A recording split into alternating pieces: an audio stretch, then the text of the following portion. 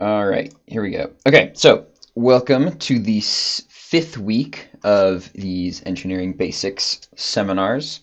Um, Today we are going to be talking about. Oh, I need to switch to the right thing. Today we're going to be talking about.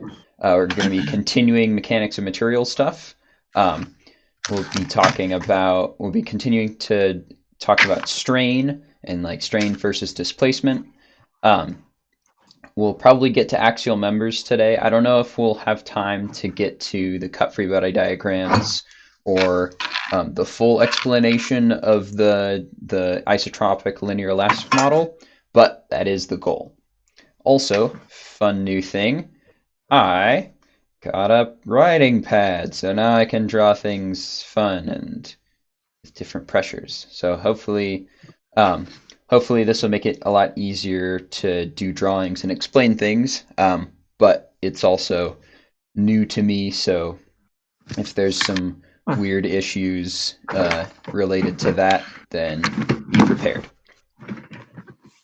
All right, so real quick, I just want to review what is stress.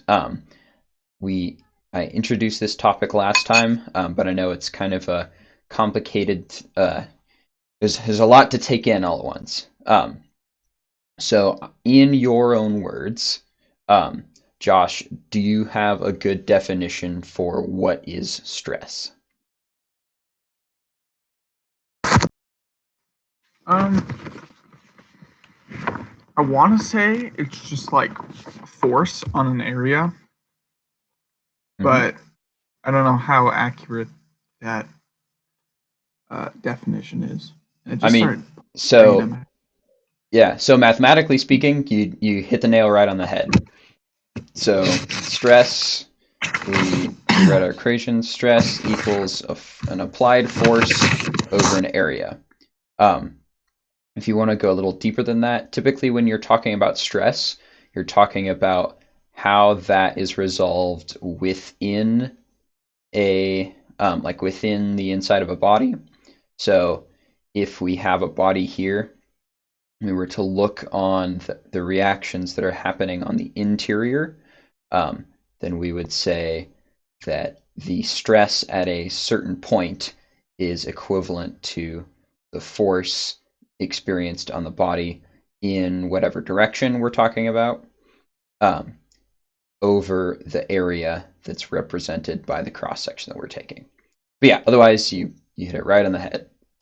So in Yeah, the that's same essentially vein, what FEA is for and everything, right?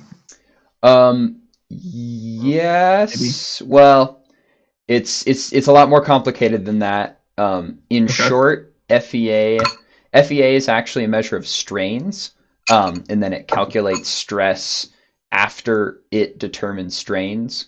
Um, FEA actually the most accurate. Like if you were to run an FEA program, and this is definitely a lot more detail that we need to get into now. But if you're running an FEA program, the displacement results are going to be the most accurate part of that because your strain and your stress results are actually calculated based on the displacements. But that's all. That's a special topic for another time. There's a lot that goes into FEA. Okay, so based on our definition of last time, do you remember what strain is? It's no, I really don't remember. All right, that is all right because that's where I was planning to start today. So strain is talking about the amount. Strain is talking about the amount that something increases in length compared to its original length. The amount that it increases after whatever your force is applied compared to the original. So if this is our change, this would be our delta, then our strain is equal to the change, delta, over the original length, L. I'm going to call this the original length of whatever this thing was, L. And I assume that if something is getting smaller, it's the same situation, right? Yep. And if it's getting smaller, then we would consider the delta to be negative, right? Because if you're decreasing a length, then that's a negative change. Um, so Yep. if you're pulling something in tension, you should see positive strains. If you're putting something in compression, right? If you're putting it in compression, you should see negative strains.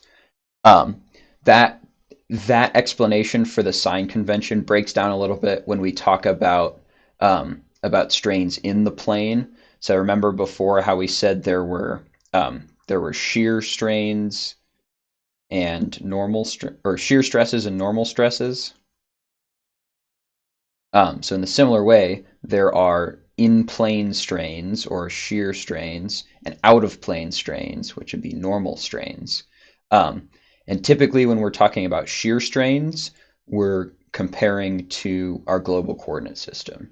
So if um, we have something that has um, a force, let's say there's just a force being applied like this, which means we get a bunch of strains. Oh, I already used green. We get a bunch of strains acting in this direction.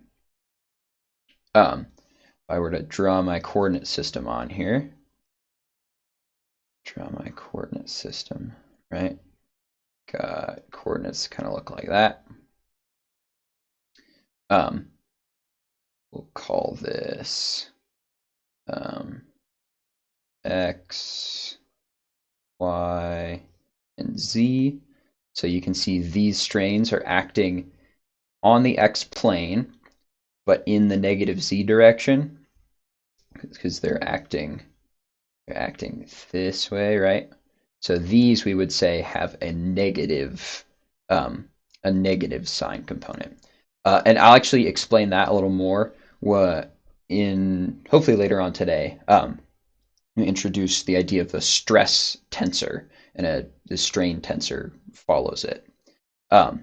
And you will become even more confused about the sign conventions. I think for a lot of people, myself included, one of the hardest parts about mechanics of materials is just getting really comfortable with the sign conventions. And because especially in problems like these, it's really easy to get your negatives crossed, to get things mixed up, which is totally understandable. So don't worry about it. So we said, what is stress? What is strain? So another way to look at strain, and I kind of teased this in last time, but another way to think about strain is as if it were a spring. So if you take Hooke's law and you divide everything by area, right? We've got force over area and this side over the area. The the coefficient you see here, this k over a, is this coefficient right here. So a strain, while technically it's a delta, right? It's a delta x over an original x. Technically, this would be unitless, right?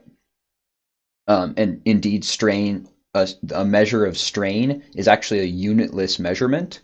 But in thinking about it this way, you can think of Hooke's law, so the way we model a spring, as being the same as the stress strain relationship, as the balance law. Can you define those variables really quick for me Yeah, again? it'll be on the next slide. Awesome. Yeah, it's on the next slide. In fact, we'll just go there.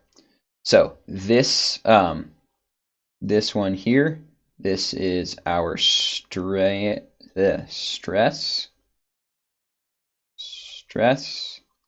This one is strain. And this one right here, this E, is called Young's modulus. Young's modulus, it's in units of psi, or pounds per square inch. Exact same units as stress, right? So stress is a force per area. So that'd be pounds per square inch. That should be more like an A. And strain is unitless, right? So we've got PSI and PSI, and our units should work out. For example, here, steel. A lot of your steels are going to be somewhere in the neighborhood of around 100 KSI, 100 KSI, maybe like 65 to 100. And with steels, there's a very wide range because there's a lot of different applications for steels. But to kind of get your head in the ballpark, so KSI, this just stands for 1,000. So this would be 100,000 PSI would be the Young's modulus for steel. Okay. Oh, sorry, that's a different number. For Young's modulus, this is going to be MPSI. This is going to be millions of PSI. That'd be more like, I think for steel, that's going to be more like 18 MPSI about. For Young's modulus, we usually don't care as much about the units because it's just a constant that you plug in for whatever your material is. But that'll usually be something that you either look up for whatever material you're planning on using, or like for us in the instance of the prop shaft, we have the design. We know what our strain is going, or we know what our stress is going to be. We're trying to look up a material that can handle that. So we're trying to choose the material based on its material properties. Mm-hmm. Did you have a question? Yeah. So for the strain, being that it's unitless, does that mean that when you actually calculate for a strain, it's going to be like a ratio of what the original size of the object was? Because you define strain as the amount something that increases in length compared to its original, or similar to that. Is it going to be like 1.1, as in it's going to be 1.1 times the original length? Yeah. Or So strain is a ratio. It's okay. it's a fraction, or you could Perfect. call it a percentage. Um, so for really ductile materials, for something like a plastic, right? You could have something that strains really, really far before it breaks or before it starts to strain in non-linear ways. Um, where for something like steel or like ceramics, right? For a piece of glass, you basically can't expect it to deform. I mean, we have like phone screens that are made of glass that are really flexible, but in general, like you can't bend your window very far or it's going to shatter. Or like carbon fiber things, right? They the percentage strain, right? The amount that you can change their shape is very, very low before they break. But yeah, so this, if you want to think about units, think about it as a fraction or as a percent. Perfect. So there is, that was all kind of in reference to normal strain. So remember, normal strain is in the direction of the force that we're talking about. So, right, so this amount here, right, this amount here would be the normal strain. But there's also a transverse strain. And this is kind of akin to what we were talking about with normal versus shear. So transverse strain is, the idea of transverse strain is that whenever you're stretching something out, right, we still have the same amount of mass. So we still have the same amount of material in here, and it has to go somewhere.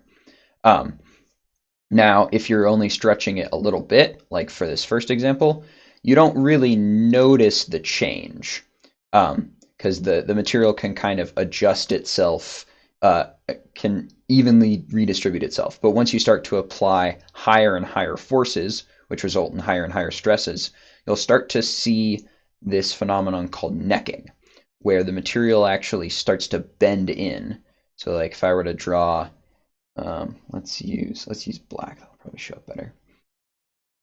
Ooh, actually yellow might work well on here.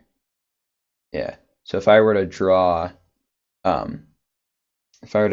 some lines on here as if they were like grains, like on a tree, right? You would expect to see here they'd be straight lines. Then as you continue, you'd still have straight lines, but they start to get a little closer together. Then once you start to see necking, your material no longer has just purely straight lines. It'll actually start to bow in around wherever your stress is the highest.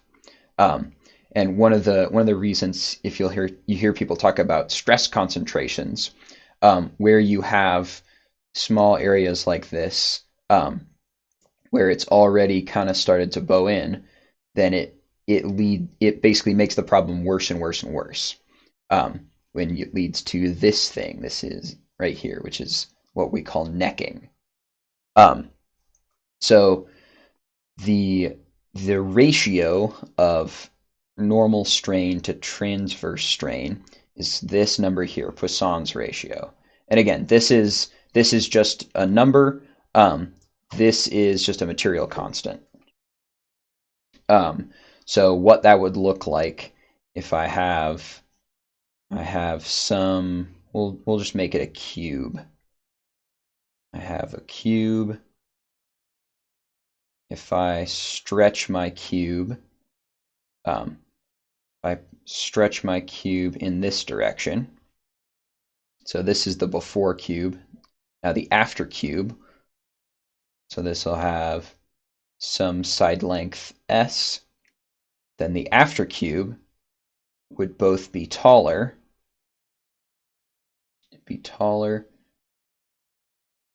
And the side length will have shrunk. So S2 now is the side length after, and L2 here is the length after. So we got L and L2. So the second length, L2, is going to be larger than the first length, right? Because we said we're stretching it. The second side length is going to be smaller, right? Because we had to pull the material. We basically had to pull the material from here, from this outside portion. We had to basically stretch it up and out. We had to pull it in from the sides in order to allow ourselves to grow in length. So S2 is going to be smaller than S1. And that's where this negative comes from. And again, this is just a ratio. So whenever you're doing calculations, you when taking this into account, you would calculate. We've got a force, got an area. If you know what your strain is, or if you know what your stress is, you divide stress by E to get your strain. So for whatever your material is, you divide by E to get your strain. And then to get your transverse strain, you just multiply this E here by that material constant. So this will now describe a normal strain, or a strain in length. We'll just call it strain 1 in direction 1. Right? If I draw, this would be direction 1. We'll call this direction 2 and direction 3. So in direction 1, that's going to be equal to this E we calculated here. And then the strain in direction 2, E2 and E3, or direction 3, sorry, are going to be equal to that transverse strain there, E trans. you'll the transverse strain works in every direction perpendicular to the direction that you're pulling. This kind of makes sense, right? Uh, if you take a rubber band and you stretch out a rubber band, you see that it'll kind of shrink in size. Or think about what's another good way to think about that? Um, Yeah, we'll stick with the rubber band idea, right? As you pull a rubber band, it gets skinnier. And if you flip it on its side, like let's say you had something like a piece of rubber, something where you could actually see the size, the whole circle, the whole cross section, right? Your whole area shrinks. It shrinks with it, so it'll look like the same shape, just smaller, which is why we say the transverse strain acts in both directions here. Does that make sense? Yeah, I think so. The Can you explain the E1, the E2, and the E3 up at the top again? Yeah. I So have zoned so out when you talked about those. so this E1 here, we're talking about the strain in direction one, right? So I happen to say that direction one is the direction that we were pulling in, which is the one that we calculated here, right? Pulling with a force F, dividing by an area A to get our stress. Then we divide by our material constant to figure out what our strain is. So this E1 is what I'm calling direction one, is that strain that we calculated. Then E2 and E3, so the strain in direction 2 and the strain in direction 3. So the amount that this shrunk, right, in each direction is going to be equivalent to Poisson's ratio times that strain. So let's say Poisson's ratio is 1 Oh, half. So if V equals 1 half, then we're going to say that this shrunk or this strained by minus 1 half of our calculated strain. So if we grew an inch, then we would say our side length shrunk by half an inch in each side. In reality, this fraction is going to be a bit different. Um, Usually it'll be much smaller than a half. Um, but yeah, so if I'm saying here this E1 or direction one, if I'm saying that, if I'm saying like this was we'll call it a 10% strain, right? Because we said it's a fraction, it's a percentage. If this is a 10% strain, now we're saying this transverse one, if V is 1 half, these would be a 5% strain in both of these directions. And the reason we say it's a minus 5% strain is because they shrunk. Got it? yeah. All right, awesome. So we said, what is stress? What is strain? Now I have a question for you. What is love? Baby, don't hurt me no more. That What is is that? correct. I'm glad someone else understands my humor.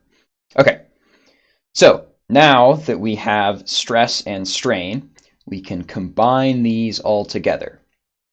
Um, so as we've kind of been saying, right, in order to combine all of these together, if what I want to do, I want to design a shaft.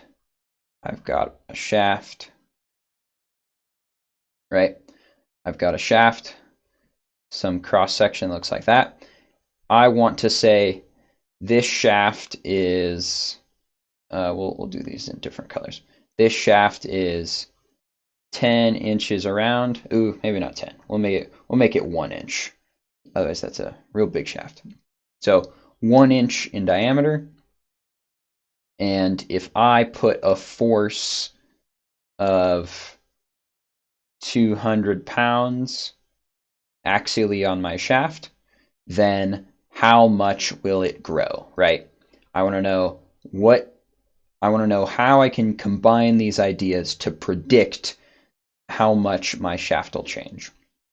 And you can do this just with some simple algebra, right, to combine these. So we say stress is equal to my force over my area, and stress is also equal to E, that's Young's modulus, that material property, times the strain. I also know that my strain here is equal to the change in length over the initial length. Then I can combine all these together with some algebra. I can say my change in length, which we also sometimes call U. U is kind of the variable, at least at Cal Poly in the C classes that you use to talk about displacement. So this displacement, this U, is equal to P times L over E times A. So that's the applied force times the initial length. So we're assuming here that we knew the initial length, divided by this material constant, which is, remember, if you think of it like a spring, right? F equals kx. This is saying the exact same thing. This is saying for a certain amount of force, how much do I expect it to deform, right? So this is just that material constant. And then here we've got the cross-sectional area. So for this case, it's just pi r squared. So that's where we ultimately wanted to end up with the whole idea of mechanics of materials, is we want to say, with some applied forces on my object, can I predict how they're going to deform? This now allows us to design things to prepare for them to deform in certain ways. Or at the same time, we say, if I have an applied force F, what is the stress going to be? And is my material strong enough, right, to be able to withstand that stress? Basically, is the ultimate strength, or the failure strength higher than what I predict this to be. And we'll get later into kind of how you use safety factors and stuff to make sure you're within some acceptable range here.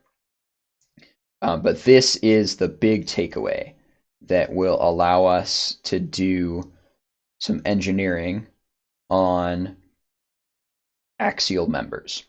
So right now we're still limited to just that one dimension because we haven't explored how this relates to 2 dimensions. I guess we kind of have 1.5 dimensions. So we can talk about axial strain, and we can talk about transverse strain because we have Poisson's ratio now. So we can say, okay, I know I expect this to increase with some length u. That means I also expect the radius of this circle to decrease by some other amount. So for us, right, we said the transverse, so the percent difference between the initial radius and the radius after it's stretching is equal to Poisson's ratio times the strain that we calculated before. So let's take that idea into an example. So I have a quick question about the last page. Yep. Where did your L0 go in your U equation over there? Your U equals pressure times length 0, 0, 0. Yeah, be careful there. This isn't pressure. This is force. Force. Yeah. Sorry. It's in a lot of in a lot of textbooks you'll see this is called P instead of F because F is used as a more general term. Um, Mm-hmm. Eventually, when we start getting to more complicated stresses, we call the force by different things. So if it's an axial force, we call it P. If it's a shear force, we call it Q. Um, those are all just conventional variable names for your applied force. Applied force. But yeah, so L naught, before we were talking about L naught, now we just said, okay, we only have one L in our equation, so we just took the naught, the zero away. We just said, yeah, I don't need to specify that as much, which is why we end up with this U equals PL over EA. And I'm sure you can imagine, right? We can make this more complicated if we don't have necessarily discretely defined things. So if our area changes over the whole length, right? Like if this were shaped like a cone, then we would want to do this as an integral because we now have the area changes over the whole length, and we want to sum Mm-hmm. up. We want to sum up all of the little changes over the whole length. So in integral form, right? I'm going to go ahead and duplicate this just so we have another. Let's see, I'll duplicate that. In integral form, let me get our picture back here. In integral form, we'd say U equals the sum from 0 to L. So in this coordinate system, I'm saying 0 is here, x goes this way. So from 0 to x equals L, then it's going to be the applied force over E A dx, right? Because now we're taking the sum of all the changes in the little tiny x's, these little differential elements, and we're taking all of those sums over the whole length.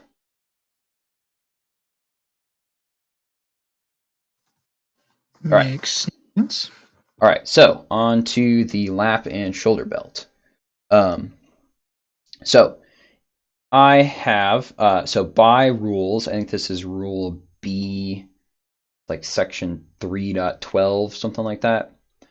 That number could be entirely off. I know it's section B, but for the lap and shoulder belts, you when they connect to your chassis, you have to connect it using some pieces, 2 pieces of steel or 2 tabs in double shear. So remember, we said double shear means you've got the lap belt here. So we'll draw something that kind of looks like the end of the belt, right? And that would go up over the driver's lap. So if we look at that in a cross section, right? You've got the lap belt here. Then we've got 2 tabs. 2 tabs like that. So now we know it's in double shear. And we're specified that we have to use a 7/16 grade 5 or better steel bolt to go through those. So remember, double shear, this is just double shear because there are 2 shear planes, right? There's this plane in here and this plane in here that we are trying to shear the bolt through. And we know that we're given that the ultimate strength, so this is just some number from a table. It was in, actually it was in Shigley's. So we know the ultimate strength is 120 KSI. I want to figure out what force do they want each of these belts, do they expect to be like the worst load case on these lap belts? That's another way of saying that is how quickly am I going to accelerate the driver forward, or I guess decelerate the driver? Let's say the car hits a rock, right? So the driver accelerating this way really quickly, this would be F equals ma, right? Driver has mass, and they're being accelerated. I want to figure out what is that force that they want the seat belts to be able to handle. So I know that I've got this 7/16 inch bolt in double shear, and the ultimate strength is 120 KSI. So what's the way that I would set up this problem? So first thing we got to do, always draw a free body diagram. We'll call this our free body diagram. So we've got the bolt. I'm just going to simplify the bolt here. At the bolt, we've got a force on it, our applied force from the our applied force from the shoulder belt, or from the lap belt. And we've got our reaction force from each of these tabs, trying to prevent it from pulling out. And I need a coordinate system. So let's put our coordinate system here, and I'll make that a little smaller so we can actually see through it. Ooh, maybe not that small. Hard to see. There we go.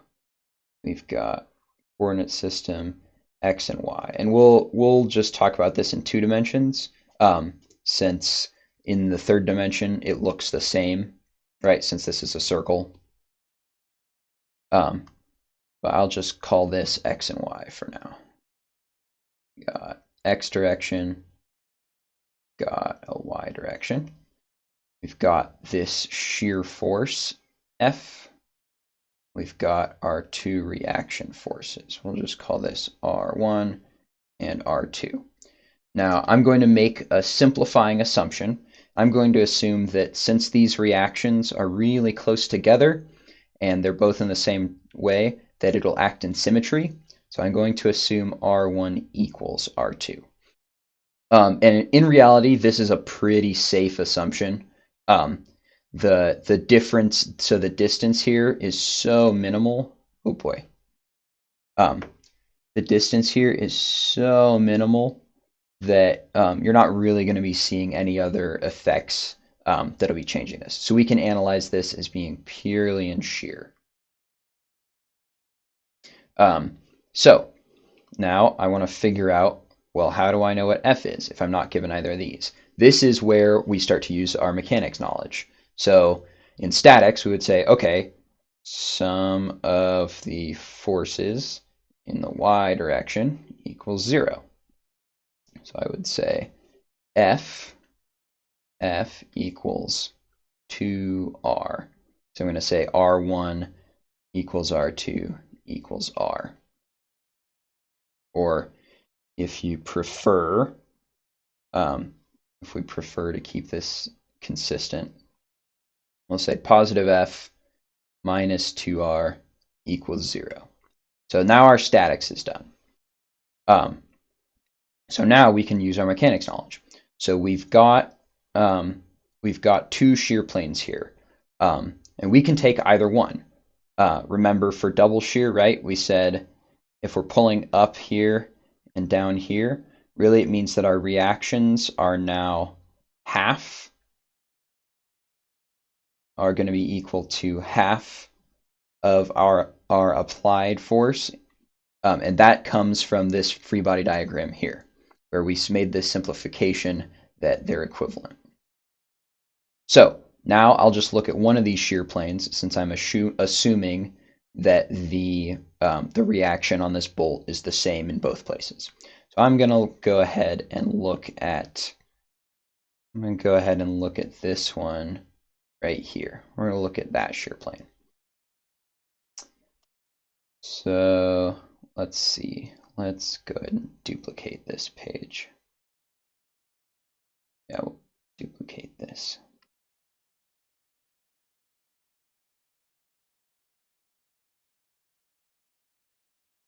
So I'll redraw my free body diagram now with the bolt cut right there on that shear plane.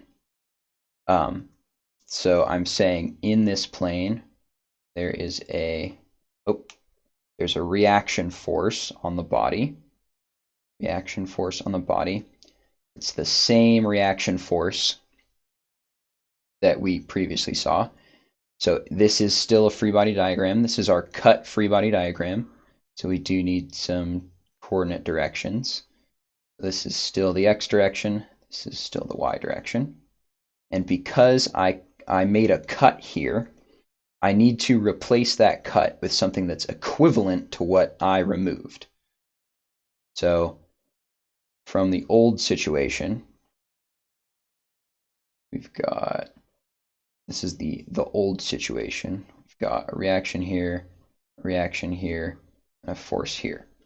So if I make a cut there, I need whatever's happening on this side to be reflected on this surface. I need, that's the whole idea of cut free body diagrams, is you can simplify the problem that you have by just looking at a smaller piece. So I see that we have an F here, an F over 2 here. So the remaining, and remember I said this distance is negligible, right? I said we're assuming this distance here is negligible. So really this is more like, this would be more like the other half is applying, this is where we start running into issues. The other half looks more like this, where the forces are in line. And the reason that we assume that is so we don't have to worry about calculating the couples or the moments in here, because they're not big enough to make any difference. But so I've got a big F, reaction F over 2. So I can simplify this, right? I can simplify this again to just the other section of this body that has an F over 2 force going up. So we got F over 2 going up here. And because I cut it right at that plane, right, I can redraw this. This, I can say the reaction that is here also has to be here, right?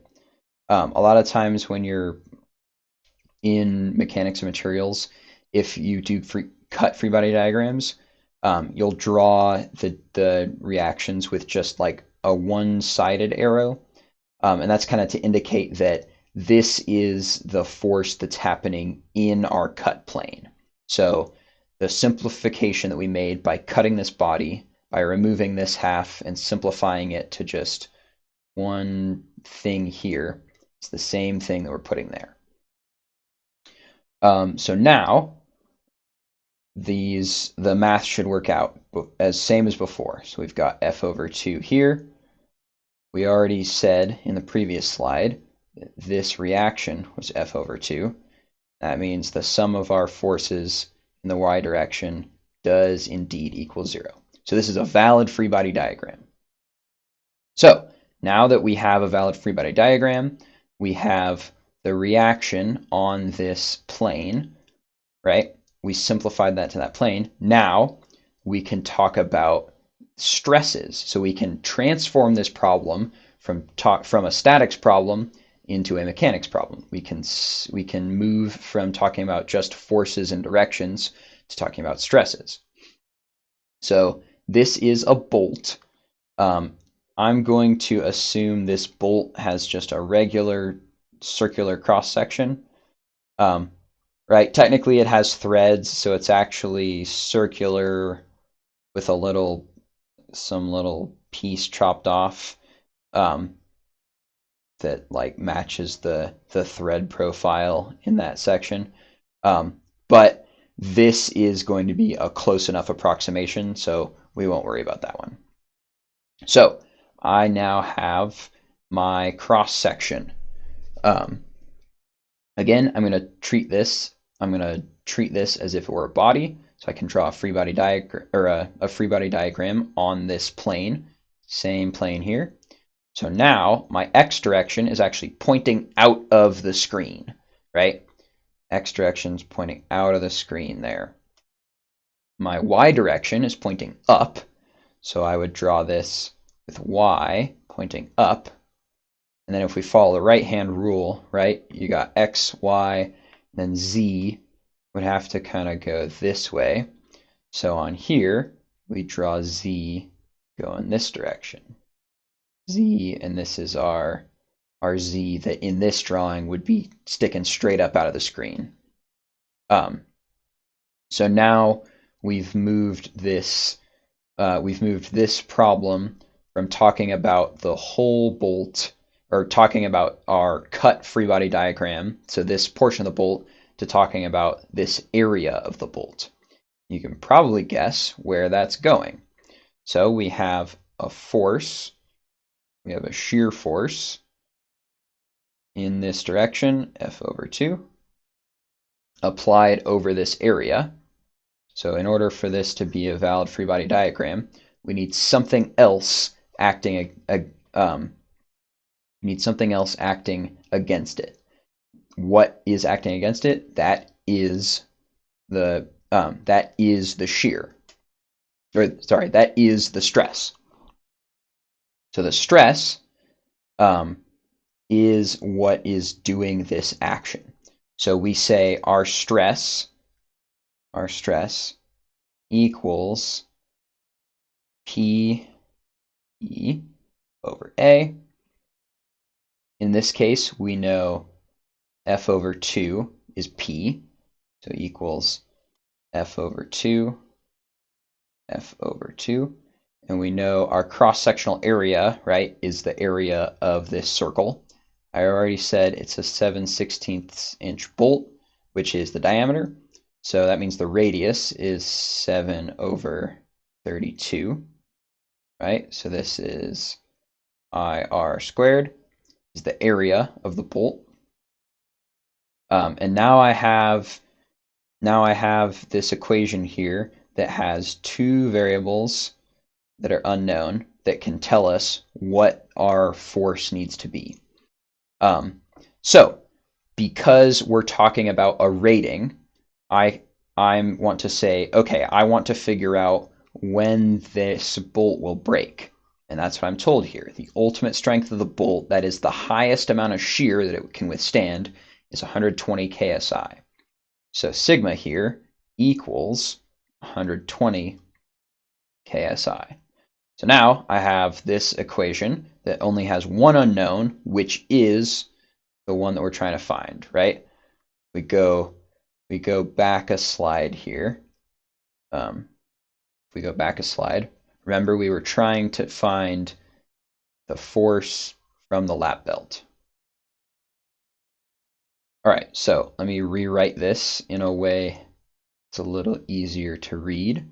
So I've got 120 KSI, that's just 120 times 10 to the third, or 120,000, times pi times 7 over 32 squared, right? Divide by 2 here means we multiply by 2 here, equals F. F lap. So there we go. So we used our knowledge of the bolt's material properties to figure out its statics properties, to figure out what this force can be expected to be. And if you actually do the math on this, you actually come out with some crazy ridiculous force. So let's see, 120 times 2 pi times 7 over 32 squared is 36,000 pounds. So this equals 36,000 pounds of force. If we assume your average rider is like 140 pounds, right? divide 36K, so times 1,000, divide that by 140. That means we're accelerating this guy. If we go back here, right, we're accelerating this guy. This would be 36K equals 140 times A. We're accelerating this guy at 257 feet per second squared. That is, if we divide by 32.2, that's 8 Gs.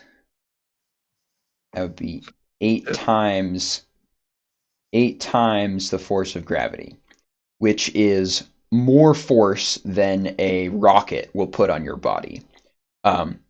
Usually it's assumed that that most people will pass out by the time they get to 10 Gs. So this would be like a fighter pilot or someone in a rocket ship. So there are 1, 2, 3 of these bolts attaching your lap to the car. So hopefully that means that your these bolts should never, ever, ever see a stress that high. But that allows us to have a really, really high safety factor. That allows us. This number was just in a table in the back of Shigley's. So the Cal Poly Mechanical Engineering Bible, if you will. You ever hear someone say Shigley's? That is like the book to read. It's the textbook that we use for design classes, and for Baja, it's what most of our design methodology comes from this book, and that's just where I pulled this number from. Okay. So yeah. Yes. Would it be 3 times that amount of force too, because we have 3 bolts? Approximately, yeah. So you would say that this one bolt could withstand 8 Gs. So if you have 2 bolts, right, you got another one on this side. You got another one on the other side of the car. So that one can also withstand 8 Gs.